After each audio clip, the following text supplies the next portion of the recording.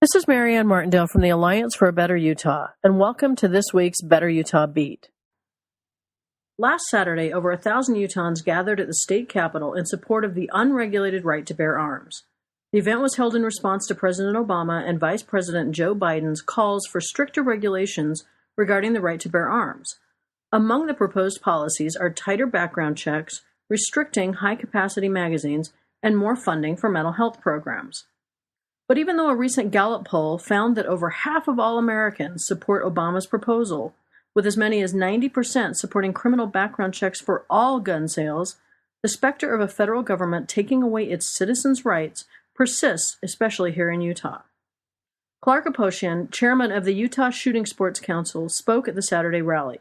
Among his many comments was this, as quoted in the Salt Lake Tribune article, quote, "If I could tell one thing to these bedwetting, hand-wringing liberals out there, it's that Thomas Jefferson anticipated you and called you a tyrant. And there's already a method of taking care of it, if not by the First Amendment, then by the Second." End quote. His comments should be shocking, but in the context of this particular issue, they are, unfortunately, anything but.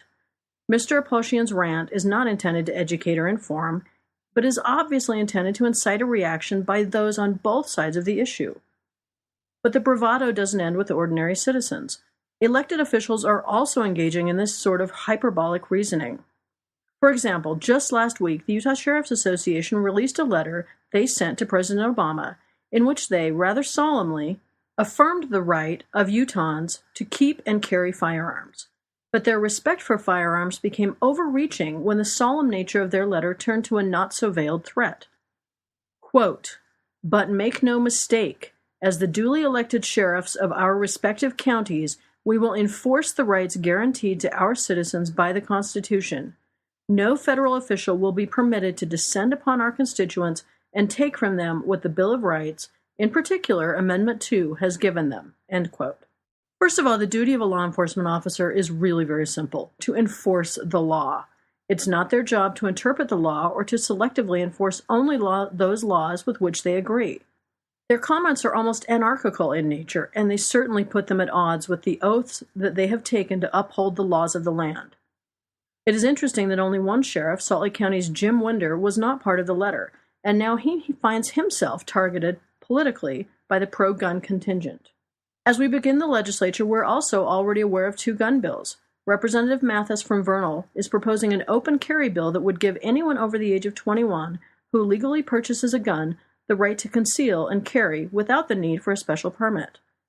But even more worrisome is the proposed legislation by newly elected Representative Green, who wants to make it illegal for any federal agent to enforce federal gun laws in Utah and would subject those same agents to arrest.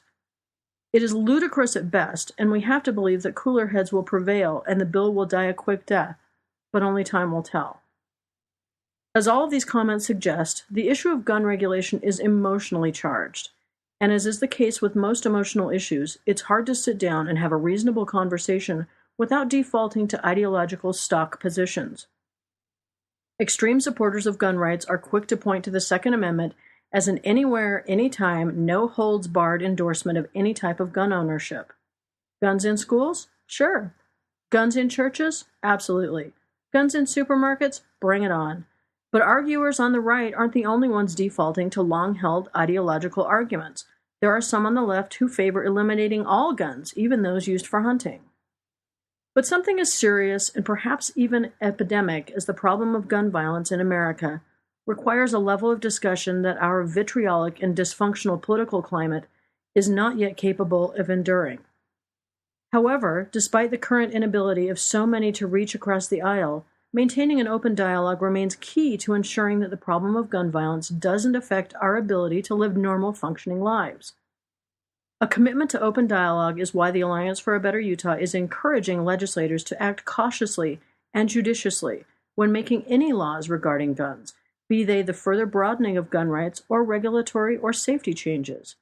We need legislators to weigh the real issues carefully and act in the best interests of all their constituents and the state of Utah, rather than pandering to extremes and the voices of big check-wielding lobbyists. Important questions remain about why the Second Amendment engenders such emotional responses from either side. The emotional responses become all the more stark when compared to issues that should be engaging more emotional responses. Issues like severely low funding and support for public education, and the problem of dangerously poor air quality. But as discussions of guns in schools continue to receive national and statewide attention, it is likely that educational issues and the issue of gun ownership will collide during the legislative session over the next couple of weeks, creating what could be a perfect storm for the sort of violent rhetoric being employed by Aposhian and others. No doubt the issue of gun ownership is an emotional one, but if thoughtful policy discussions are ever going to occur, participants in the gun debate would do well to avoid the kinds of argument that are counterproductive to the interest of most Utahns. Until next week, this is Marianne Martindale with the Alliance for a Better Utah with this week's edition of the Better Utah Beat. Have a great week, and remember, together we can make a better Utah. For more information, visit betterutah.org.